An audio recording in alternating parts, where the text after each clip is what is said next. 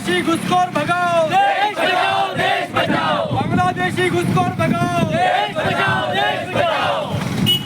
हर घर एक ही नारा, बांग्लादेशी हिंदू हमारा, हर घर एक ही नारा, बांग्लादेशी हिंदू हमारा, हर घर एक ही नारा। बांग्लादेशी हिंदू की जय, भारत माता की जय, वंदे मातरम, वंदे मातरम, वंदे मातरम। आपला हिंदू एक संघटित व्हावा आणि आज जो काय आपल्या इतर धर्मांचा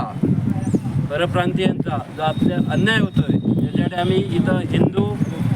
सगळ्यांची म्हणून एक समिती स्थापन केलेली आहे आणि या समितीमार्फत आम्ही पहिलं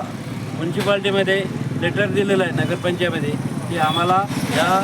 आक्रमणापासून अतिक्रमणापासून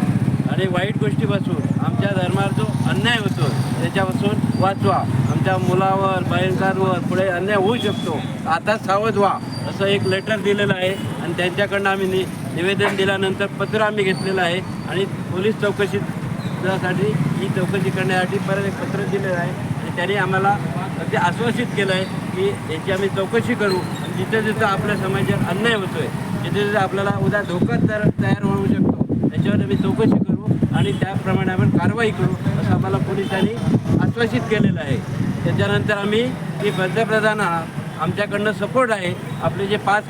कायदे आहेत ते तयार करा CAA सारखे, त्याचबरोबर त्यांच्यासाठी आमचा सपोर्ट आहे। त्यानंतर आपल्याला ह्या ज्या काय वाईट गोष्टीपासून जे परप्रांतीय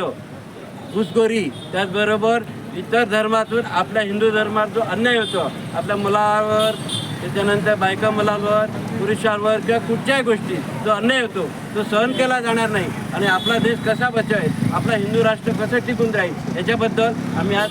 तहसीलदारांना निवेदन दिलं आहे आणि त्याप्रमाणे ती कारवाई करतील आणि ह्याच्यापुढे आपल्या सगळ्या जनतेने सावध राहायचं की इतर धर्मीयपासून इतर अन्यायधारकांपासून आपली मुलं बाळं आपलं समाज कसा टिकेल आणि हिंदू राष्ट्र कसा टिकून राहील याच्याबद्दल आम्ही आज तिन्ही अधिकाऱ्यांना निवेदन दिलेलं आहे आणि आम्ही आता हे सगळे